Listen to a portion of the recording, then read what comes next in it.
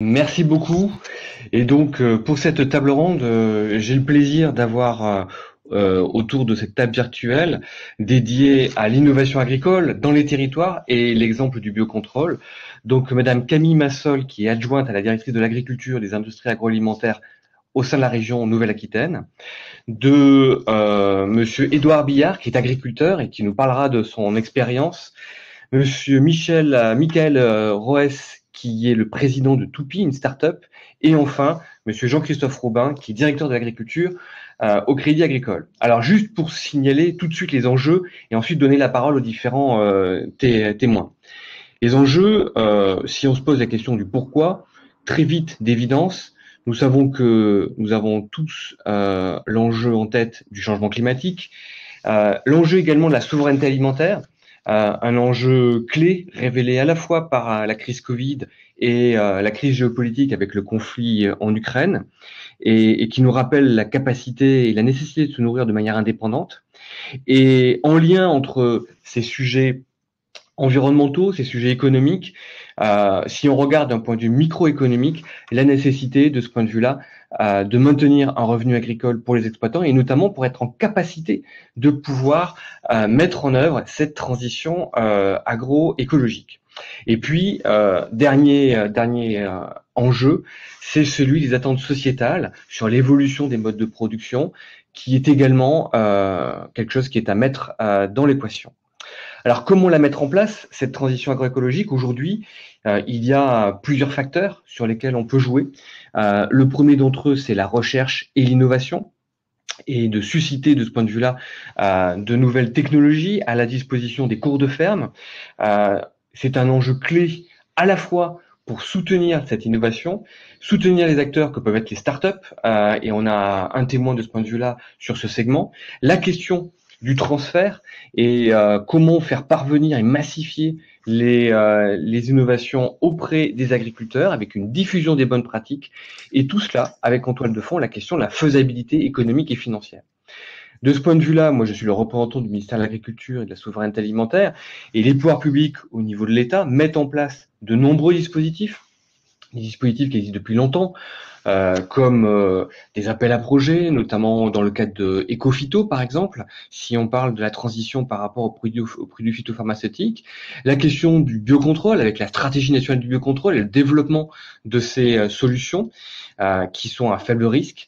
Et puis, depuis quelques années, il y a une accélération des soutiens, avec notamment France Relance, France 2030, qui est en cours de développement. Voilà, il y a aujourd'hui un tableau de bord avec plusieurs leviers qui s'offrent aux différents acteurs. Acteurs que sont aussi bien les réseaux, les agriculteurs, les réseaux d'agriculteurs et des filières, les chercheurs, les collectivités, les startups, les banques. Il n'y a pas de recette miracle, il y a des chemins d'innovation et de transition, mais à chaque fois, il faut des bons ingrédients et des acteurs clés. Et aujourd'hui, autour de la table, nous avons plusieurs acteurs clés. Alors, je passe tout de suite la parole à un représentant enfin, une représentante de collectivité territoriale, parce qu'il nous semble aujourd'hui que cette transition, elle passe par les terrains, par les territoires. Et donc, de ce point de vue-là, je passe la parole à Madame Massol, qui va nous parler des problématiques auxquelles elle fait face dans le territoire Nouvelle-Aquitaine et comment la région, la collectivité, soutient la transition écologique dans cette région. Merci beaucoup. Bonjour à merci pour votre invitation, merci de me donner la parole. Alors j'entends un écho.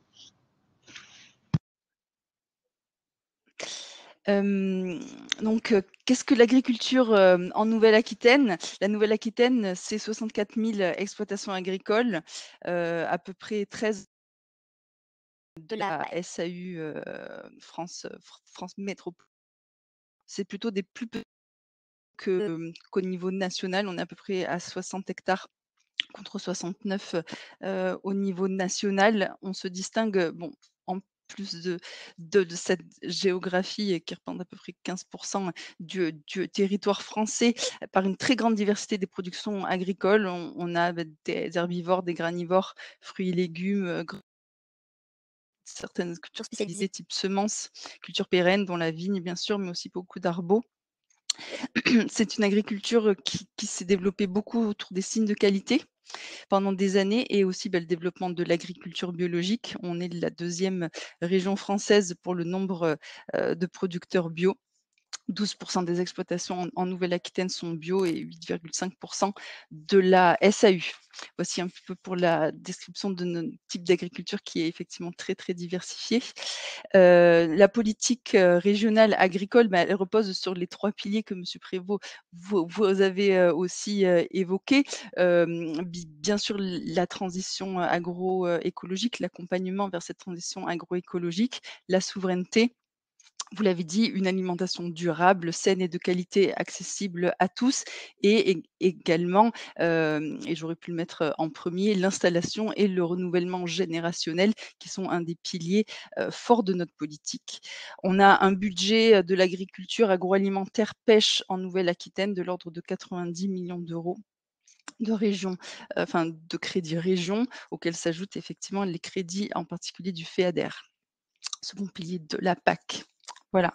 Donc nos objectifs en termes de transition agroécologie, je dézoome un tout petit peu, mais découlent en fait d'une stratégie plus globale en fait, qui a été qui est inscrite dans la feuille de route régionale Néoterra. C'est une feuille de route en fait qui a été souhaitée par le président, Alain Rousset en 2019 et qui s'appuie, sur les constats scientifiques, en particulier sur le changement climatique et sur l'érosion de la biodiversité pour proposer en fait des objectifs, ambitieux, et une trajectoire pour accompagner les économies, les secteurs économiques, vers la transition, vers les différentes transitions énergétiques et écologiques nécessaires pour notre société à l'horizon 2030.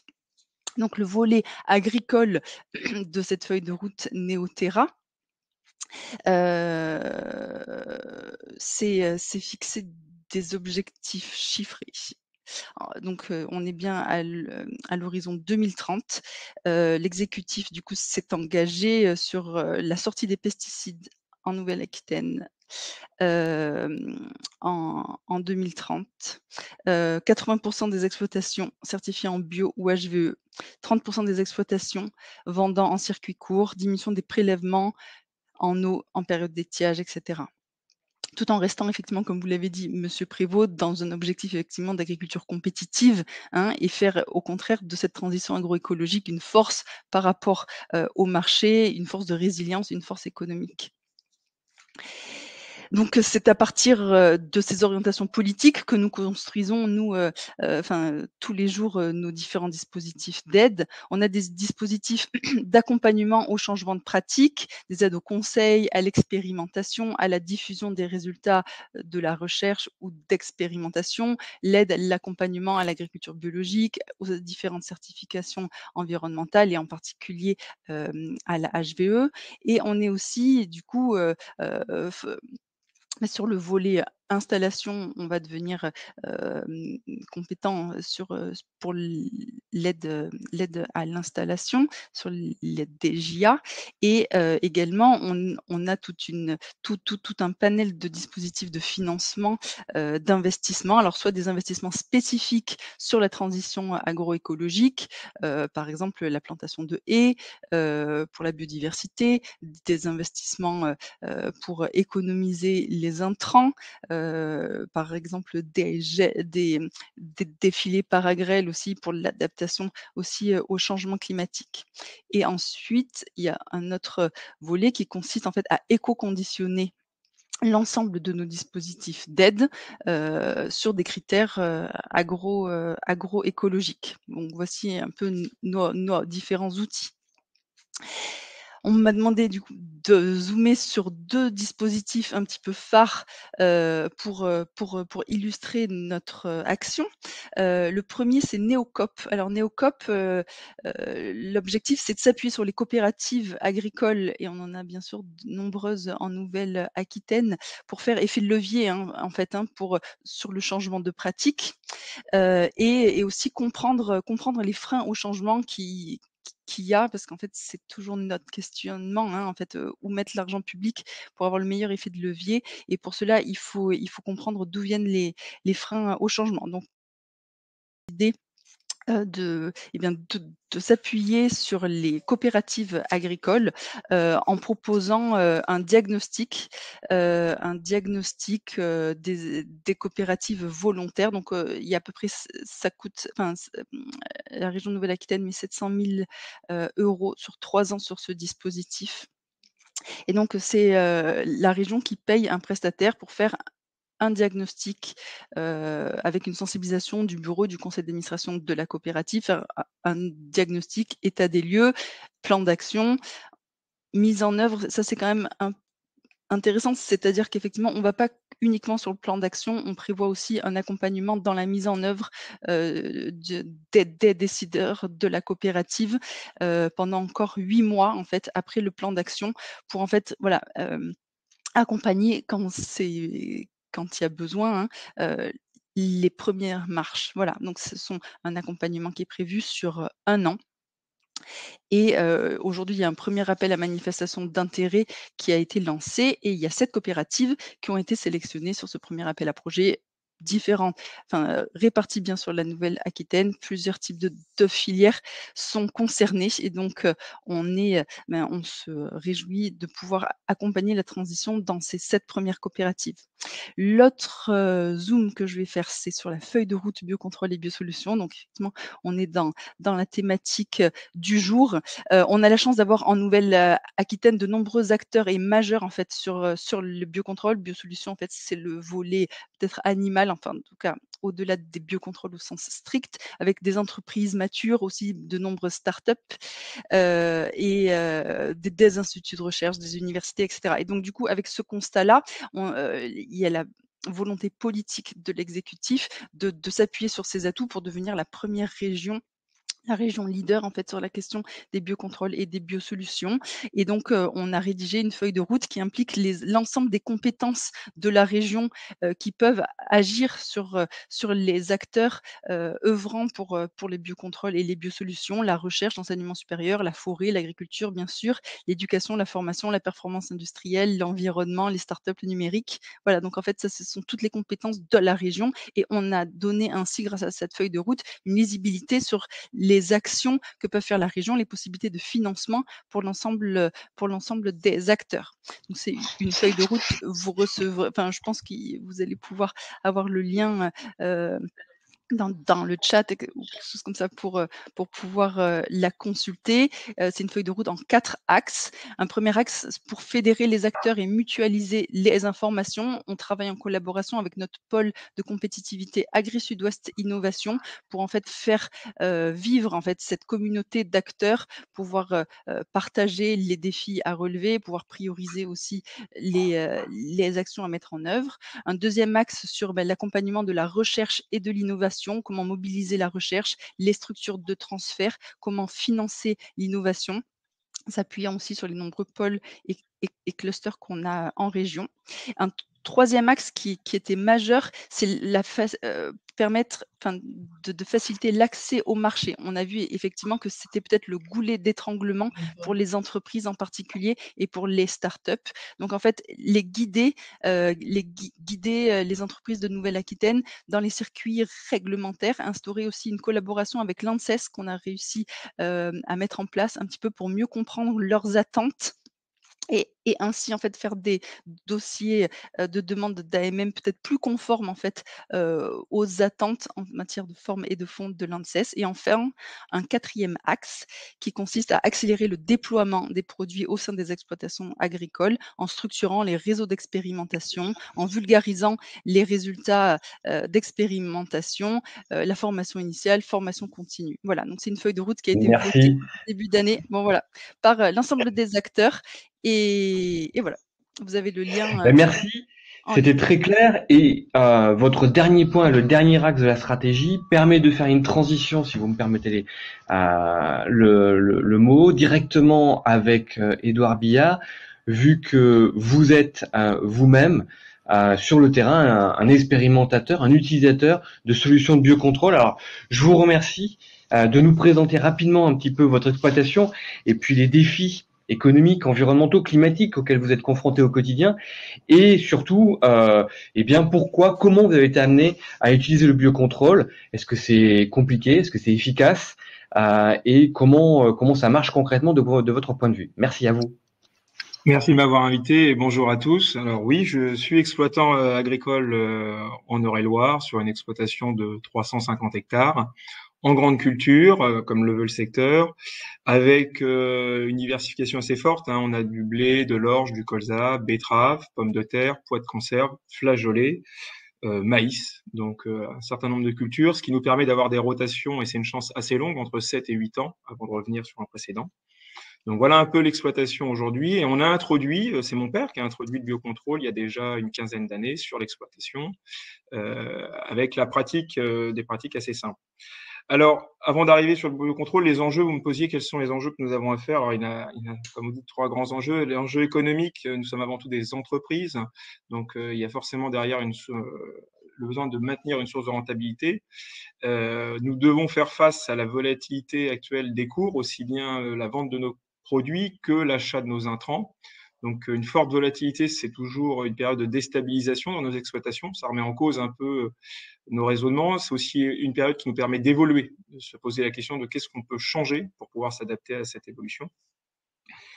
On a des enjeux climatiques forts. La sécheresse, cette année, nous a encore rappelé la difficulté aujourd'hui de devoir faire face au changement climatique. L'irrigation est devenue une part importante de notre métier.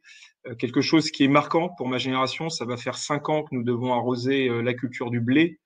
Il faut savoir qu'avant, c'était inimaginable. Seules les betteraves, pommes de terre étaient irriguées. Donc, c'est vraiment des enjeux compliqués.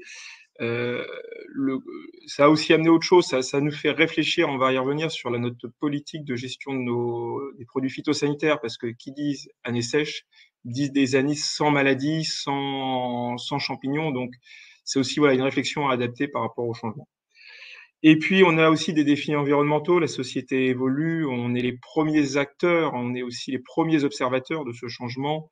On le voit, la population de nos insectes a fortement diminué. On a aussi perdu des auxiliaires. Donc, c'est toute une réflexion à avoir sur la réintroduction de haies, la réintroduction de bandes enherbées. C'est des enjeux toujours difficiles à mettre en place, hein, parce que la réglementation évolue vite. On revient aujourd'hui à faire des jachères qu'on avait arrêtées. On nous demande de réimplanter des haies. Alors, c'est toujours très compliqué parce que certaines années, elles sont mieux valorisées ou moins bien valorisées en fonction des évolutions de la PAC. Donc, c'est vraiment des choses compliquées. Et on parlait de HVE, donc justement, ces nouveaux labels là, qui arrivent, qui nous demandent de réfléchir un peu différemment. Donc, voilà les enjeux que nous avons, on va dire, les trois grands enjeux. Après, sur l'utilisation des biocontrôles, qu'est-ce que nous utilisons aujourd'hui comme biocontrôle sur la ferme? Le premier biocontrôle qu'on a utilisé, ça a été des macro-organismes, c'était les trichogrammes. Donc, c'était pour lutter contre la pyrale dans le maïs. Nous introduisons des mouches à une période clé dans le maïs. Et donc, ces mouches vont venir justement pondre dans les trichogrammes. Ces trichogrammes vont venir pondre dans la pyrale et donc vont tuer l'animal. Alors, il faut se dire que c'est un biocontrôle qui est très efficace. Vous me demandez, est-ce que c'est efficace? La réponse est oui, c'est efficace à 100%. Est-ce que c'est facile à mettre en place? Évidemment. Est-ce que pour autant c'est appliqué par la plupart des agriculteurs dans mon secteur? La réponse est non. Et on y reviendra tout à l'heure. Pourquoi c'est pas toujours appliqué? Mais c'est vrai qu'il y a beaucoup de méfiance sur l'introduction de toutes ces nouvelles méthodes de travail.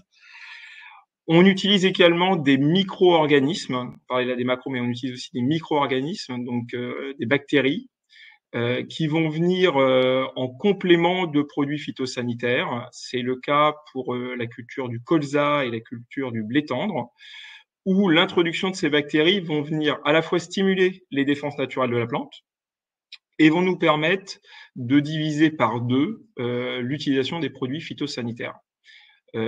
Alors, c'est facile à mettre en place. Économiquement, ça ne coûte pas plus cher qu'un produit de traitement classique, j'ai envie de dire. Toute la difficulté, c'est qu'on travaille sur du préventif et non du curatif comme sur le produit précédent. Autrement dit, ça nous demande d'intervenir plus tôt en saison. Et la sécheresse ou les sécheresses de ces dernières années font que souvent le premier fongicide n'est plus appliqué, n'est plus nécessaire.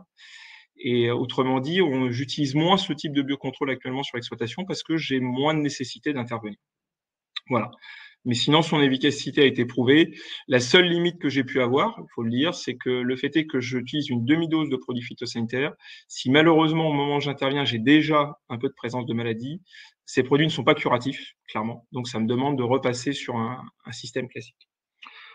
Ensuite, j'utilise un autre type de biocontrôle, des produits naturels. On va avoir du phosphate sphérique. Donc, phosphate sphérique, c'est un produit qui est largement utilisé en milieu agricole pour gérer les problèmes de limaces. Les limaces en raffolent et derrière ne survivent pas à une surdose de ce type de produit. Donc c'est un biocontrôle qui marche très bien, qui nous permet d'intervenir actuellement. Vous voyez, c'est sûrement ce que je vais appliquer la semaine prochaine pour protéger mes blés tendres et également mes colzas au mois de septembre. Facile à utiliser, pas plus cher qu'un biocontrôle classique, qu'un produit, on va dire, classique, donc vraiment aucun souci là-dessus. Donc ça, c'est vraiment les 3 grands types de biocontrôle que j'utilise. Donc des macros, des micro-organismes, et puis on va dire des produits naturels. Donc l'efficacité, elle est prouvée. Après, c'est vrai que sur ces 20 dernières années, on faisait le constat avec mon père qu'il y a eu très peu d'innovation, on a eu très peu de nouveaux produits qui sont arrivés en biocontrôle. On tourne vraiment sur des produits qui étaient là il y a déjà plus d'une dizaine d'années.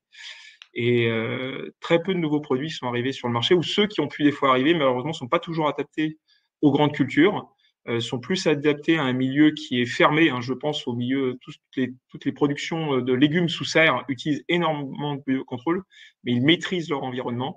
Et la difficulté d'une autre, c'est qu'on ne maîtrise pas pleinement notre environnement. Donc voilà un peu aujourd'hui l'utilisation des biocontrôles qu'on fait sur l'exploitation. Et évidemment, on est dans l'attente d'en avoir d'autres pour pouvoir au fur et à mesure réduire l'utilisation des produits phytosanitaires et pouvoir diminuer pour nous quelque chose, un indicateur qui est très important, c'est l'IFT, l'indicateur de fréquence de traitement, qui nous permet aujourd'hui d'atteindre des nouveaux labels type HVE. Et l'introduction de ces biocontrôles nous permet de se rapprocher de ce type de label. Voilà ce que je pouvais vous dire, en tout cas sur la partie des biocontrôles. Je vous remercie. Votre intervention montre encore une fois que les transitions peuvent être tout à fait réalisées en pratique, avec, comme vous l'avez dit, finalement des solutions qui ne sont pas plus chères que les solutions conventionnelles, mais qui nécessitent de revoir la conduite de culture et de ce point de vue-là, d'intervenir à des moments différents, d'avoir une observation et des indicateurs qui permettent de décider à quel moment on a recours à telle ou telle solution de biocontrôle. Donc c'est une approche différente de la conduite de culture, mais encore une fois qui n'est pas plus chère et qui peut être tout aussi efficace.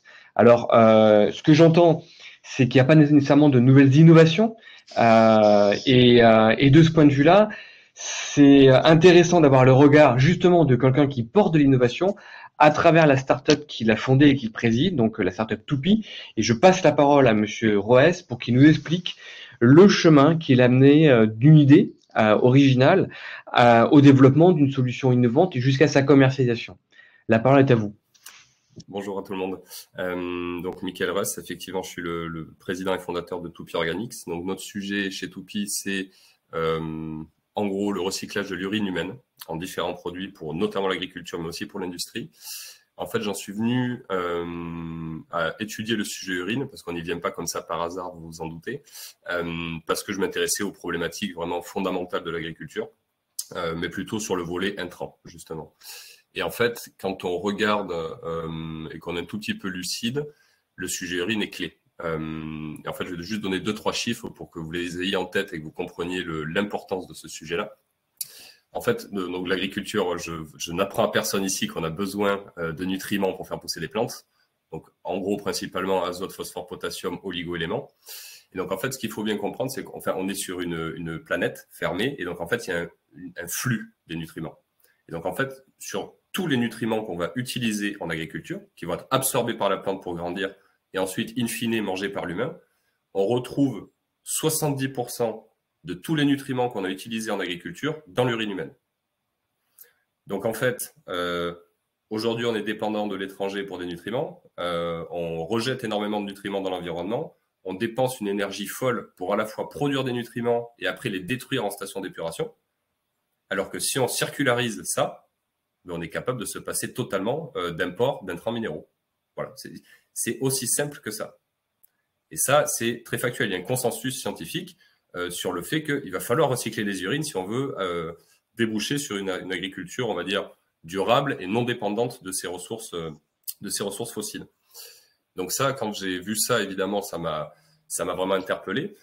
Et pour encore citer 2-3 derniers chiffres, avant de parler de ce qu'on fait chez nous, il y a un superbe article de la revue Nature, donc là on peut pas, voilà, enfin ça vient pas de chez moi, quoi, qui est sorti en février, qui s'appelle Comment l'urine va nous aider à sauver le monde, et qui a modélisé notamment les impacts à l'échelle d'une communauté, donc prenons la France, si on généralisait la séparation des urines à la source, c'est-à-dire on arrête de faire pipi dans de l'eau potable, on récupère cette urine dans des cuves et on réutilise cette urine d'une manière ou d'une autre en agriculture. Les 3 grands chiffres que je vais donner, c'est au global, à l'échelle du pays, c'est 50% d'émissions de CO2 en moins.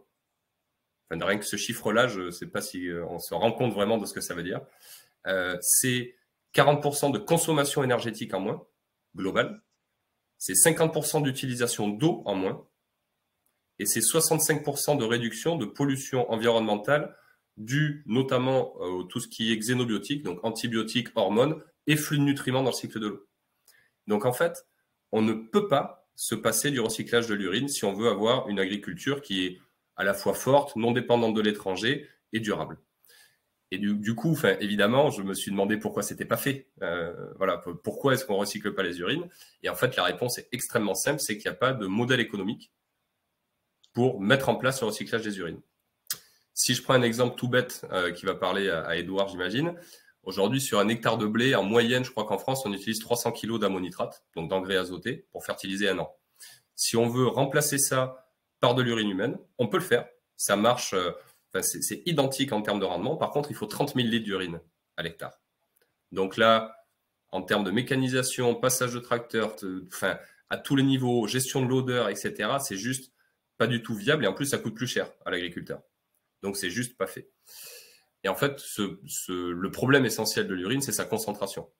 C'est-à-dire, il y a quasiment tous les nutriments qu'on rejette qui ont été consommés, mais par contre, c'est dilué dans 95% d'eau.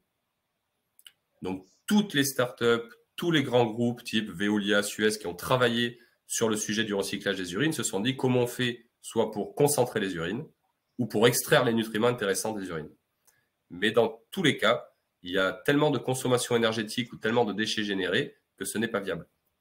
Donc, en fait, toute l'innovation de Toupy, ça a été de dire, bon, dans tous les cas, on va devoir recycler les urines, donc séparer les urines à la source. Et sauf qu'en fait, l'urine n'est pas un bon fertilisant aujourd'hui parce qu'il n'y a pas de modèle économique. Par contre, en l'état, avec très peu de transformation, c'est un milieu de culture parfait pour faire croître des micro-organismes d'intérêt. Donc, ils peuvent être des bactéries, des champignons, des levures.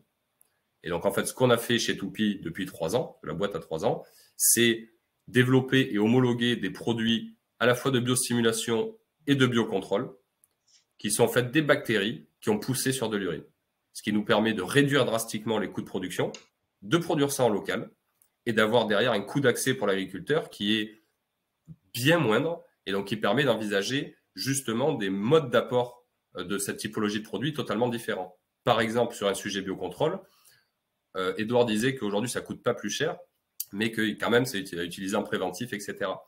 Nous, ce qu'on dit, c'est que si on arrive à être, par exemple, 80% moins cher que les produits de biocontrôle qui sont aujourd'hui sur le marché, sur du microbien, ça va permettre d'envisager de l'inoculation de ces bactéries de façon récurrente. C'est-à-dire, à chaque passage de tracteur, on va pouvoir ajouter des bactéries parce qu'en fait, on les paye tellement peu cher que là, on peut s'en servir totalement différemment. Donc, si je prends l'exemple très connu, donc là, c'est pas du biocontrôle, c'est plutôt le sujet fertilisation. Pour le soja, ça fait 40 ans qu'on n'utilise plus du tout d'azote minéral sur le soja, on utilise une bactérie qui s'appelle le rhizobium. C'est un marché qui est tenu là, essentiellement par BASF, qui est un géant de l'agrochimie et qui détient 80% du marché mondial. Et en fait, à l'hectare, ça coûte environ 40 € à un agriculteur aujourd'hui. Donc, c'est un concentré de bactéries qui va inoculer sur ses graines. Ben, nous, en fait, on est capable de produire la même bactérie à la même concentration, avec la même efficacité en champ, sauf qu'on va être sur un produit fini à moins de 10 € l'hectare. Et donc là, en fait, ça permet... Donc là, c'est un exemple qu'on connaît bien le soja, mais sur toutes les typologies de produits microbiens, ça permet d'envisager une utilisation plus massive vraiment sur le marché de commodité. Parce qu'en fait, sur les grandes cultures, bon là, Edouard en utilise, mais c'est très peu. Il y a très peu d'exploitants sur du blé ou sur du maïs qui utilisent cette typologie de produit, parce que c'est cher, c'est compliqué, ils n'ont pas le temps, et en plus, ils n'ont pas de valeur ajoutée à l'hectare. Donc, en fait, nous, tout notre enjeu, c'est de dire, demain, il y aura de la monétisation, notamment des sujets environnementaux via le recyclage de l'urine, mais aujourd'hui, il faut des produits qui soient viables pour l'agriculteur. Donc, ce qu'on fait, c'est vraiment ça, c'est-à-dire collecter l'urine de façon séparative, utiliser l'urine pour faire pousser des bactéries peu chères et en local, et distribuer ça auprès de l'agriculteur. Voilà le sujet de Toupy. Et donc, juste rapidement, aujourd'hui, on a développé les 4 premiers produits qui sont homologués, donc sous autorisation de mise sur le marché, donc des produits plutôt de biostimulation. Et là, on pourra en reparler tout à l'heure sur les freins. Mais en fait, on a aujourd'hui des preuves de concept techniques, c'est-à-dire qu'on est capable de produire des produits de biocontrôle, donc notamment des champignons phytopathogènes pour remplacer certains insecticides, ou en fait tout ce qui est utilisé aujourd'hui sur le marché, hein, donc des bactéries comme le Bacillus subtilis, enfin, tout ce qui est présent sur le marché, on est capable de le faire sur base d'urine. Sauf qu'en fait, aujourd'hui, un produit de biocontrôle, pour l'homologuer, c'est 5 millions d'euros de coût et 5 ans de délai. C'est-à-dire, moi, aujourd'hui, j'ai sur l'étagère la capacité de dire, par exemple, en remplacement de néonicotinoïdes ou de pyrétrinoïdes, j'ai des solutions tout de suite, qui coûtent moins cher, qui sont produites en local, etc., où il n'y a pas de sujet d'efficacité ou d'innocuité. Et en fait, je ne pourrais pas les vendre avant au moins 5 ans. C'est quand même un sacré frein, là, pour le coup. Alors, du coup, vous me tendez une perche pour une question. Quels seraient, selon vous, les leviers qu'il faudrait utiliser pour déverrouiller notamment le temps long de l'innovation et de la mise sur le marché?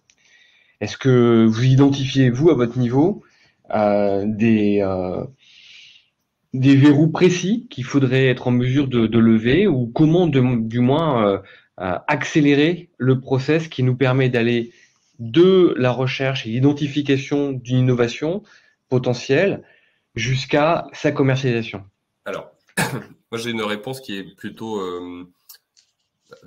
comment dirais-je, qui est en fait ma réponse parce que mon projet est un enjeu systémique. Je suis pas sur une innovation extrêmement précise d'un produit avec voilà, c'est un enjeu global. Ce que je constate, c'est qu'en fait toutes les compétences aujourd'hui sont silotées, c'est-à-dire on a des super compétences à l'ADEME, à l'ANSES, dans les ministères, etc., etc. Mais au final, c'est très compliqué de parler à tout le monde et l'information est vraiment silotée. Si on veut amener des transformations radicales, c'est-à-dire vraiment, typiquement là, si on veut arrêter de baser notre agriculture sur des ressources fossiles et qu'on veut passer à l'urine, ça demande que tout le monde comprenne le sujet et à son niveau joue le jeu.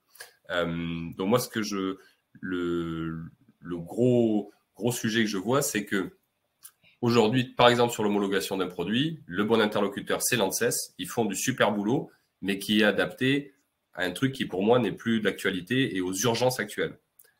Et en fait, si je prends un cas précis, notre premier produit, on a mis 2 ans à l'homologuer, d'accord? Alors qu'en fait, si on avait eu la capacité tout de suite de parler aux experts de l'ANSES et d'expliquer le raisonnement global et les impacts associés au recyclage de l'urine, ce serait allé beaucoup plus vite. Parce qu'en fait, il ne s'agit pas d'un produit, il s'agit d'une politique, d'un changement plus global. Et donc, en fait, ça va passer, je suis désolé de le dire, mais par le retour d'un État stratège. Parce que c'est comme quand on a dû construire des autoroutes, il fallait bien initier le truc. Et là, il y a un moment, j'adorerais que ce soit, je veux dire, que le privé puisse gérer tout ça, mais c'est pas possible. C'est pas possible. Il faut faire des choix forts. Comme il y a 20 ans sur le sujet, on est passé de la collecte séparative des excréta humains au tout à l'égout. Là, il faut qu'en 20 ans, on puisse faire l'inverse, et ça demande des choix politiques. Voilà. Merci, c'était très clair. Alors, Jean-Christophe Roubin, je pense, n'est pas totalement disponible pour intervenir. Et par contre, j'aimerais poser une question à Camille Massol par rapport à la stratégie biocontrôle et l'investissement qu'a la région Nouvelle-Aquitaine sur ce sujet. Notamment, vous avez évoqué le fait que aujourd'hui vous êtes rapproché de l'ANSES pour justement être en situation d'avoir un dialogue avec l'agence en amont de phase de la mise sur le marché. Est-ce que vous pouvez nous en dire un petit peu plus? Et puis ensuite, on passera la parole à Jean-Christophe Roubin. Oui, donc c'est vraiment, en construction parce que parce que, effectivement, il faut absolument pas qu'il y ait de conflit d'intérêts pour l'ANSES, voilà, donc en fait, on est en train de voir ce qui est possible, plutôt en termes de communication. Il s'agit pas et enfin, hem en tout cas, eux, ça les intéresse de prendre la température aussi des acteurs en région. Voilà, donc en fait, nous, on les a un peu, intéressés avec, toute l'organisation qu'on a mis en œuvre, ce qu'on a appelé le cluster biocontrôle déjà, avec toutes les entreprises et nous, en fait, enfin les entreprises telles que Toupy le présente, en fait, elles ont besoin de bien comprendre les attentes, en fait. On en est déjà là, en fait, qu'en fait l'ANSES nous dise: «Eh bien moi, un dossier recevable, il est ça, ça, ça, ça. Les expérimentations préalables, il faut qu'elles soient faites comme ça, comme ça, comme ça» et non pas en fait de perte de temps, en fait d'envoyer, une demande qui ne correspond pas déjà aux attentes. Voilà, donc on en est D'accord. déjà pour comprendre ça, de façon déjà à ne pas perdre de temps sur, des dossiers qui seraient mal ficelés quoi, voilà, si vous voulez. D'accord. Mais c'est très clair et ça montre la nécessité, et c'est ce que disait Michael Roes, c'est le fait d'agir en amont et d'agir ensemble pour notamment sur un dépôt d'autorisation de mise sur le marché pour un produit de biocontrôle, bien comprendre les attendus, les exigences de l'ANSES par exemple, et de ce point de vue-là, être en situation de déposer un dossier qui est complet et qui est prêt à être examiné directement par les experts sans qu'il y ait d'itération et de demandes pour compléter ou ajouter de nouvelles études. Et c'est vrai que ça, c'est absolument essentiel pour gagner du temps.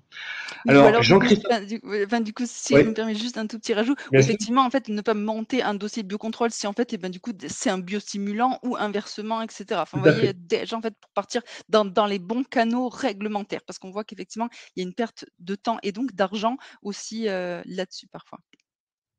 Merci. Jean-Christophe Roubin, vous êtes directeur de l'agriculture au Crédit Agricole. Et je l'ai dit dans mon introduction, dans les acteurs clés, il y a les acteurs de la finance. Et de ce point de vue-là, est-ce que vous pouvez nous décrire l'engagement du Crédit Agricole aux côtés des agriculteurs et des entreprises pour favoriser l'innovation dans le secteur agricole? Oui, merci beaucoup. En fait, nous, on a de multiples façons de travailler avec le monde agricole et agroalimentaire pour justement faciliter tout ce qui est les transitions. Et donc, nous sommes engagés dans le groupe là depuis 2 ans sur la définition d'un framework, donc en bon français d'un cadre sur les transitions agricoles agroalimentaires de l'amont à l'aval qui permettent après de ruisseler sur l'ensemble de nos métiers. Donc on a défini 5 axes et 14 leviers qui nous permettent d'estimer qu'est-ce qui est de la transition ou qu'est-ce qui ne l'est pas, parce que quand même on pourrait passer plusieurs séminaires consécutifs sur qu'est-ce qui est de la transition ou qu'est-ce qui ne l'est pas. Et de ce fait, si on focus sur aujourd'hui, on a notre activité M&A, de prise de participation minoritaire, un gros travail avec les entreprises qui sont sur tout ce qui est biostimulation, biocontrôle, donc Michael Ross qui représente la Toupy Organics puisqu'ils font partie de ceux qui ont fait des levées de fonds, qui ont fait des levées aussi récemment. On a un certain nombre d'acteurs qui aujourd'hui sont en train de se positionner là-dessus et donc notre sujet c'est aussi de les accompagner parce qu'on voit bien, comme a pu le dire Camille Massol, qui a aujourd'hui ou Edouard, on voit bien quand même qu'il y a une trajectoire dans laquelle, y compris des grands acteurs mondiaux sur le secteur des intrants, se posent des questions par rapport à quelles vont être les nouvelles pratiques et quels vont être les développements. On voit bien qu'il y a une trajectoire, qui est une trajectoire inscrite dans le Green Deal et dans la stratégie Farm to Fork. Et donc, il faut trouver des solutions alternatives. Aujourd'hui, pour nous, quand on regarde un peu quelques chiffres pour donner, nous, comment on voit la situation, aujourd'hui, on a seulement 2% des surfaces en grande culture qui sont couvertes en biocontrôle, 25% en arbo et en maraîchage et 20% en viticulture. Pour nous, le marché du biocontrôle, si on prend 2020, qui est la dernière année dans laquelle on a des chiffres relativement stabilisés, c'était à peu près 235 millions d'euros, ce marché du biocontrôle. Et il représente 12% du marché. Donc l'idée que ce marché va se développer, il est certain, et nous on pense que demain le biocontrôle va représenter à peu près 30% du marché. Donc un tiers du marché, ce sera du biocontrôle. Si on regarde un peu maintenant, si on zoome, nous ce qu'on voit en termes de répartition, c'est pour 40% des insecticides, puis des fongicides à 37%, et ensuite les herbicides. Donc c'est comme ça que c'est réparti un peu dans la chaîne de valeur. Donc il y a un potentiel qui est présent. Après, ce qu'il faut aussi se dire par rapport à ce marché, et ça on le voit vraiment, c'est qu'il y a quand même des gros acteurs, notamment les acteurs américains, qui ont une surface de jeu et une capacité d'investissement qui est très forte dans ces secteurs-là, et qui donc, eux, s'y intéressent fortement et investissent dur. Donc nous, notre rôle, c'est d'accompagner les startups et les nouveaux groupes via notre offre d'hébergement qui sont les villages by CA, qui existent dans toutes les caisses régionales et dans tous les territoires. Donc on héberge des startups. Aujourd'hui, on a 150 startups agri qui sont hébergées dans les villages partout en France et en Italie. Donc ça, c'est déjà une première façon d'aider ces nouvelles boîtes là-dedans. La seconde, c'est d'investir en private equity, donc en M&A, dans ces boîtes en prise de participation minoritaire pour les aider à grandir et pour avoir une taille qui soit une taille suffisante. Donc c'est vrai qu'il y a des levées de fonds, il y en a tout le temps. Donc la période était assez propice jusqu'à présent. Ça sera un petit peu plus compliqué dans les semaines et les mois à venir, parce que effectivement les conditions de marché évoluent très vite. Je ne suis pas certain qu'il y aura un accès aussi facile pour l'innovation et les startups sur les marchés qu'il y a pu avoir dans les années précédentes. Et donc nous, vraiment, le sujet, c'est d'aller tout azimut pour regarder quelles sont les dernières solutions que l'on peut avoir, parce qu'il y a beaucoup de choses qui se développent en France, mais il y en a aussi au Royaume-Uni, au Brésil, en Suisse, on en voit un peu partout des nouvelles solutions. Voilà, donc nous, si je prends, hormis Mickaël, qui a déjà expliqué ce qu'il fait, voilà, nous qui on a accompagné récemment et qui on voit, on a travaillé avec Micropep, on a travaillé aussi avec Cereatis, qui est au village à Châteaudun, qui sont justement sur tout ce qui est répulsion des ravageurs et de la mouche de l'olive. Ils travaillent aussi sur la mouche Suzuki pour les cerisiers. Donc voilà, on a un certain nombre et on a aussi travaillé avec Green Impulse. Mais voilà, mais il y en a beaucoup et c'est vraiment, à mon avis, très important d'aider ces startups à trouver des solutions, sachant par ailleurs qu'il y a un élément quand même qu'il faut qu'on se redise. Édouard parlait de l'acceptation et de la capacité des agriculteurs à utiliser les solutions.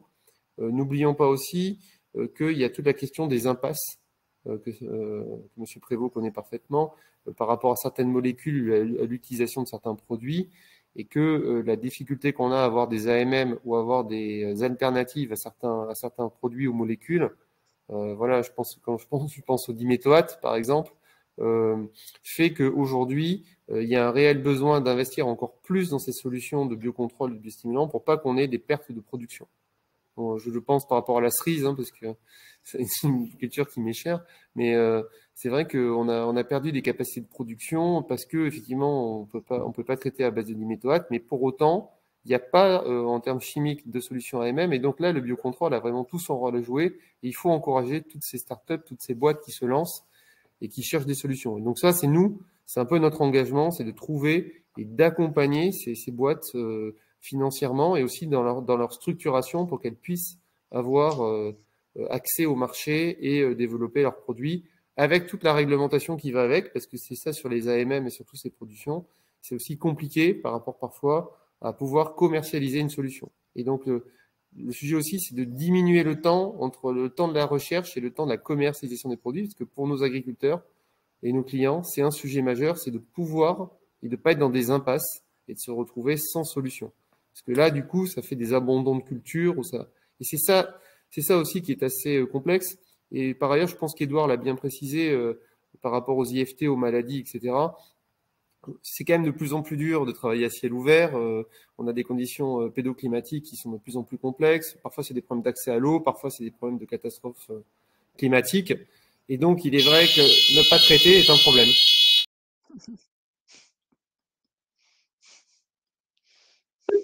Merci beaucoup. Alors, de cet exposé, moi, ce que je retiens, c'est cette mise en perspective entre l'objectif des transitions et puis l'équation économique et le modèle économique qu'il est nécessaire de garder en tête, avec un modèle économique aussi bien au niveau des pourvoyeurs de solutions et les startups, la capacité à les aider, Et de ce point de vue-là, je note bien les 150 startups aidées par le Crédit Agricole. L'équation également économique pour les exploitants et également au niveau des filières, ça a été notamment cité, notamment par rapport à la filière cerise, par exemple, et la question notamment du 10 météo-watt. Alors, je voudrais revenir avec Édouard Billard sur, au fond, la perception des mesures prioritaires qu'il faudrait mettre en place de votre point de vue pour lever les freins à la transition agroécologique. Et puis, on l'a dit, comment aujourd'hui faire en sorte de susciter beaucoup plus d'appropriation, d'appétit, je dirais, de la part des agriculteurs pour se tourner vers les nouvelles alternatives? Alors, un des premiers freins dans l'utilisation des biocontrôles par mes voisins et par on va dire que ce qu'on entend en plaine, c'est le fait qu'on ne les valorise pas, leur utilisation n'est pas du tout valorisée économiquement. Je veux dire, aujourd'hui, le seul label qui tient compte indirectement des biocontrôles, c'est HVE, parce qu'il nous permet, l'utilisation des biocontrôles, de réduire nos IFT. Mais aujourd'hui, HVE, moi qui suis labellisé depuis 2 ans, ne me permet pas de gagner 1 centime de plus, quel que soit le produit que je commercialise. À l'inverse de labels plus historiques type Global Gap, qui ont eu une époque une vraie valorisation et qui ont été acceptés assez rapidement par le monde agricole. Donc, un des freins aujourd'hui à l'utilisation des biocontrôles, c'est le fait qu'ils ne sont pas valorisés économiquement sur l'exploitation, qui ne sont pas forcément valorisés socialement. Je veux dire, même si je viens à communiquer dessus, c'est pas quelque chose qui est approprié par le consommateur, donc c'est pas quelque chose qui parle au consommateur aujourd'hui. Donc, on n'a pas cette valorisation. Donc, derrière, pour nous, en tant qu'exploitants, c'est quoi? L'utilisation d'un biocontrôle, c'est indirectement une prise de risque, parce que dès qu'on introduit un nouveau produit, que ce soit un nouveau produit phytosanitaire ou un produit de biocontrôle, il faut savoir que nous avons qu'une seule, on a toujours travaillé en one shot, mais c'est vrai, c'est que si on fait une erreur sur une culture, on peut pas se rattraper.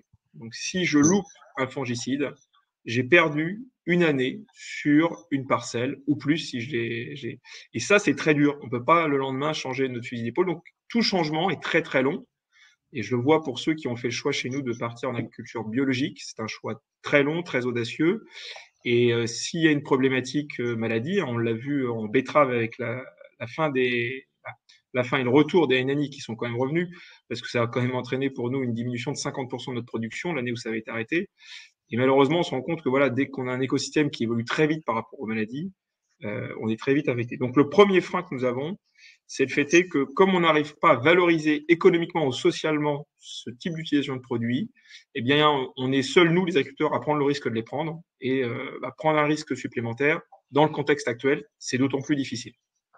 Et un autre frein, mais ça vient un peu là-dessus, c'est la défiance qu'on a aussi, c'est le fait que qui va communiquer sur l'efficacité de ces produits auprès des agriculteurs? Il faut savoir qu'aujourd'hui, quand on va introduire un nouveau produit, historiquement, c'était nos technico-commerciaux qui travaillaient en coopérative ou chez des négociants qui nous apportaient ce type de produit. Aujourd'hui, on a fait le choix de séparer le conseil de la vente. Donc, la plupart de nos technico-commerciaux ne sont devenus que des commerciaux. Donc, on a perdu notre première source d'information sur l'innovation de ces produits et leur communication auprès des agriculteurs. Car très peu de coopératives ou de négoces ont fait le choix de garder la partie technique, étant donné qu'on ne leur a pas laissé le choix. Ils ne peuvent pas être à la fois techniciens et conseillers. Donc, on s'est rapproché de nos chambres d'agriculture, on s'est rapproché de d'autres partenaires, mais qui aujourd'hui ne communiquent pas forcément plus sur ce type de sujet. Donc, on manque. Voilà, un deuxième frein, c'est la communication sur ces produits, parce qu'il faut prendre pour nous confiance. Michael disait, et je trouve ça très bien, il y a des produits qui existent, qui sont efficaces, mais le fait est qu'ils ne sont pas forcément communiqués, il n'y a pas forcément d'essais qui sont mis en place dans les secteurs. Eh bien, on ne va pas les utiliser. Donc voilà les 2 freins que moi je trouve: une valorisation économique et on va dire sociale, et le deuxième, un manque de communication ou des canaux de communication qui aujourd'hui sont fortement entravés par le fait que nos techniciens ne peuvent plus nous informer, ou il va falloir en recréer des nouveaux, mais ils n'existent pas forcément encore sur le terrain. Voilà. Merci, ça renvoie effectivement à la mise en œuvre de la séparation vente-conseil et de la montée en puissance du conseil stratégique indépendant. Mais celui-ci, effectivement, se met en place progressivement alors qu'il y a des besoins d'ores et déjà, notamment pour accompagner sur les transitions. Je voudrais revenir avec Camille Massol sur le regard d'une région, de la région Nouvelle-Aquitaine, sur aujourd'hui les leviers tels que vous les percevez à votre niveau pour lever les freins aux transitions. Vous l'avez dit, vous êtes dans une région qui est marquée par des productions très diversifiées, des productions aussi à haute valeur ajoutée. Avec, je pense notamment à la filière viticole, pour lesquelles il y a une attention forte du consommateur. Et donc, de ce point de vue-là, j'aimerais avoir votre regard, votre vision, et peut-être aussi continuer sur ce qu'a pu indiquer Édouard Billard sur la valorisation économique. Ben, on a essayé de réfléchir lors de la construction de cette feuille de route, hein, parce qu'on a écouté les différents acteurs, ses besoins. Donc, ben, on a construit ces 4 axes un petit peu pour essayer de répondre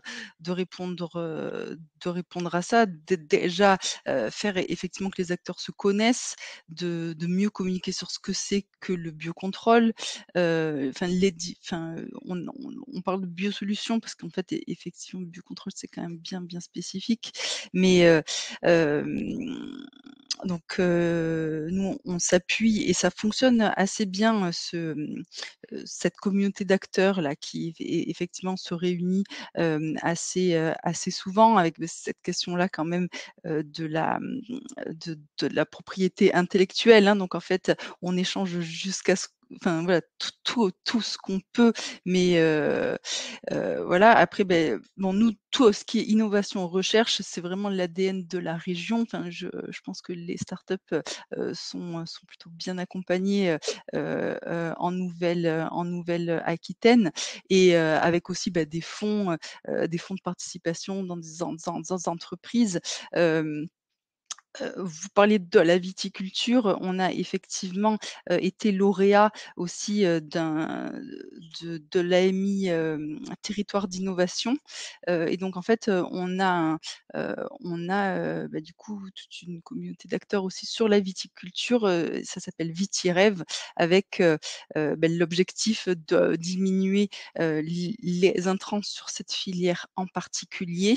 Donc effectivement, eux, ils ont clairement un temps d'avance parce que il y a eu une pression sociale peut-être plus importante ces dernières années sur la viti. Il y a aussi nous en Nouvelle-Aquitaine capacité de recherche importante. On expérimente dans le cadre de VitiRêve des solutions aussi d'assurance du changement de pratique avec Groupama et avec 2 coopératives. C'est-à-dire que comment effectivement arriver à trouver le modèle économique d'une assurance qui ne serait pas sur en fait une catastrophe naturelle, enfin liée mais liée à un changement de pratique. Voilà, donc en fait, on expérimente ça aussi en Nouvelle-Aquitaine sur cette question de prise de risque. Après, sur la question de la valorisation économique, eh bien, c'est sûr que parfois, en fait, comme on le voit pour HVE, ça peut être même si effectivement c'est pas valorisé, mais parfois ça peut être maintenant une condition d'accès au marché. Donc c'est vrai que nous, on essaye en fait de créer tout l'environnement possible pour que les agriculteurs en fait puissent faire ce choix-là du changement de pratique en vue de passer au bio pour certains s'ils le peuvent et s'ils le souhaitent, d'encourager HVE.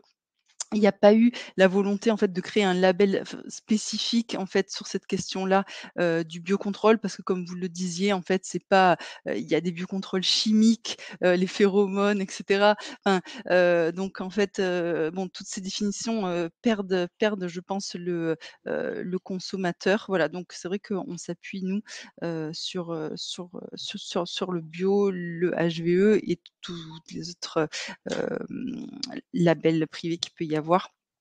D'accord. Voilà. Merci beaucoup. J'aimerais revenir avec Jean-Christophe Roubin sur le regard que peut avoir le Crédit Agricole sur les principaux leviers qu'il faut actionner de votre point de vue pour lever les freins et accélérer la transition. En fait, j'ai une alarme incendie, je peux pas parler. Ah Alors, on avait compris tout à l'heure qu'il y avait cette alarme incendie, donc on a essayé le show must go on, d'être dans la continuité. Alors, ce sera pour la prochaine fois. Du coup, j'aimerais revenir avec Michael Roes sur alors on n'a pas de questions sur le chat, mais on a un commentaire. Je ne sais pas si vous le voyez, ce commentaire. C'est un commentaire qui porte sur les délais de temps de vérification des données industrielles. On nous dit que le temps est de 2,5 ans et donc que de ce point de vue-là, c'est trop long. Vous, de votre regard, en tant que porteur d'innovation, quel est votre point de vue sur ces délais et notamment sur la composition des dossiers d'AMM? Alors, sur l'EFSA, donc on est vraiment plutôt là sur de l'introduction de nouvelles. Enfin, c'est pas l'homologation d'un produit. Effectivement, ça fait partie du délai pour homologuer un produit de biocontrôle. Mais de toute façon, en fait, la réponse, je pense que tout le monde l'a. On dit, il faut avoir changé nos pratiques dans 10 ans. En gros. Enfin, en bonne partie. Et au minimum, il faudra déjà 5 ans pour juste homologuer des produits. Bon, ben, voilà, je pense que la réponse est assez évidente. Évidemment qu'il faudrait réussir à réduire ça. Après, d'un autre côté, c'est un vrai gros travail qui est fait, qui est nécessaire. Je veux dire, faut pas amener sur le marché n'importe quoi, des trucs qui sont pas efficaces, qui vont encore plus perdre à la fois les consommateurs, les agriculteurs, etc. Donc, moi, ma conviction, c'est qu'à un moment, en fait, on peut pas tout faire. Voilà. C'est que on peut pas demander, si je reprends l'exemple de la France, à l'ANSES, combien ils sont à l'ANSES? Ils sont pas énormes. Enfin, c'est en fait une relativement petite équipe. Et combien de dossiers ils doivent gérer? Au-delà même de juste les AMM fertilisants ou biocontrôle. La concurrence, c'est absolument génial. Il y a plein d'avantages. Mais alors, quand on parle au niveau réglementaire, ça prend un temps fou, quoi. Parce que quand on a sur une même année, je crois que l'an dernier, l'ANSES, c'est plusieurs centaines de dossiers d'homologation qu'ils ont eu. Et à un moment, soit on leur met les moyens et on leur donne vraiment un cadre, une politique à suivre, c'est-à-dire, voilà, il va falloir changer les pratiques, donc il faut aller vite et il faut être bon, mais on ne peut pas leur demander avec 3 billes et 3 personnes de faire un boulot qui est absolument nécessaire et qui doit être fait rapidement. Il y a un moment, il va falloir mettre des moyens, faire des choix. Il va falloir faire des choix. Mais je pense que les industriels, c'est assez, on est tous prêts. Voilà. Ok. Merci, c'est intéressant parce que je pense qu'il y a la question des moyens, il y a la question aussi des lignes directrices en fonction du profil de risque des produits, où potentiellement il peut y avoir une évolution, et puis une mutualisation au niveau européen, parce qu'on est quand même sur un marché unique, et de ce point de vue-là, il peut y avoir aussi une mutualisation entre les agences nationales. Jean-Christophe Roubin, j'ai l'impression que la situation est stabilisée. Alors, on y va. Oui, sur les leviers, la question sur les leviers, moi je pense que il y a une question sur le modèle, comme Edouard a pu le dire, et la prise en compte de la valorisation de ces nouvelles pratiques par rapport aux consommateurs. Ce qui est complexe aujourd'hui, c'est qu'en fait, on a une vision à long terme sur les transitions, sur la stratégie nationale bas carbone et sur nos objectifs qu'on doit atteindre, mais à court terme, on est dans le brouillard. Pourquoi? Parce qu'il y a l'Ukraine, la question de l'énergie, l'inflation. Et donc, c'est vrai qu'aujourd'hui, aller dire aux consommateurs que par ailleurs, et aux industriels qu'il faut valoriser ces pratiques-là et avoir un meilleur prix de vente et donc une forme de ruissellement vers l'exploitant, ça peut paraître assez compliqué. Voilà. Et ça, c'est quelque chose qui est, à mon avis, c'est pas bloquant, mais j'ai bien compris ce que disait Camille sur la stratégie qui est développée en région Nouvelle-Aquitaine et cette idée de dire l'objectif, c'est finalement faisant des transitions une force. Et nous, on est également dans cette dynamique-là. Mais c'est vrai qu'à très court terme, si on est honnête, on pourrait se demander, mais s'il y a déjà de l'inflation alimentaire, et bon, elle est forte chez nous, hein, mais je rappelle qu'elle est quand même à 18% en Allemagne, elle a plus de 20% aujourd'hui au Royaume-Uni, et ça s'arrête pas. Nous, on n'est qu'à 8% sur l'alimentaire, donc oui, on a l'impression que ça galope, mais ça galope pas encore comme ça galope ailleurs. La question, c'est de l'acceptabilité de l'augmentation de ça. Et pour autant, je suis d'accord avec Edouard, tous les tests qu'on a pu réaliser avec nos clients, les travaux qu'on a pu mener, on voit très bien qu'il y a un sujet. Donc moi, je pense que le premier sujet, c'est l'acceptabilité de hausse et où est-ce qu'il y a une valeur qui est ajoutée pour l'agriculteur. Le deuxième levier, c'est généraliser. C'est ce que disait Cédric Prévost. C'est-à-dire que si on arrive à avoir des solutions qui sont à niveau européen ou au niveau mondial, ces solutions coûteront moins cher. Et donc, on aura aussi cette capacité à amplifier le mouvement et à faire qu'on arrive avec des pratiques qui coûtent beaucoup moins cher que ce qu'elles coûtent aujourd'hui. Et là, dernièrement, c'est quand même un sujet dont on n'a pas parlé, c'est quand même la formation. Il faut quand même se dire que il faut une acculturation, une formation à ces nouvelles pratiques. C'est pas si évident que ça. Voilà. Ça demande du temps. Et moi, je pense qu'on a collectivement un sujet autour de ça, c'est dire le partage d'expérience, c'est-à-dire comment on aide des groupes d'agriculteurs à évoluer ensemble et que les gens se retrouvent pas un peu tout seuls à faire parfois le même chemin. Parce que c'est un peu, on l'a cité tout à l'heure, comme sur la bio. Finalement, il y a des gens qui ont fait des bonnes choses, il y a des gens qui ont fait des erreurs, il y a des gens qui ont mis plus de temps. Comment on aide tout le monde à aller plus vite par rapport à l'utilisation de ces nouvelles pratiques. Et ça, je pense que ça passe par la formation et ça passe aussi par la diffusion dans le monde agri-agro de ces bonnes pratiques et de comment on peut aider les gens à évoluer. Je vois que le temps est terminé, donc je m'arrête là. Merci beaucoup, Jean-Christophe. Juste un petit mot de conclusion de ma part. Tout d'abord, pour vous remercier pour ces témoignages, je pense, très convergents, qui démontrent à la fois une volonté dans le même sens, celui des transitions agroécologiques, et en même temps d'avoir une approche qui soit la plus pragmatique possible pour qu'on ait un discours de vérité et qu'on parle véritablement de comment on met de manière opérationnelle cette transition jusque dans les cours de ferme. Et de ce point de vue-là, ça a été dit, il y a la question de la valorisation économique, il y a la question de la formation. On a parlé beaucoup de tous les process de recherche-innovation, de financement en amont, d'accompagnement par les pouvoirs publics, et il y a la question également de la communication, de la valorisation de ces pratiques. C'était tout l'objet de cette table ronde. Je vous en remercie encore. Merci.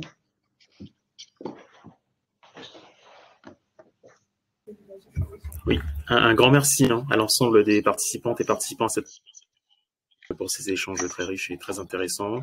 Restez connectés à suivre un pitch de la Technopole de l'Arbois, accélérateur d'innovation verte, suivi de la dernière table ronde de cette matinée sur la donnée au service de la valorisation des biodéchets. À bientôt.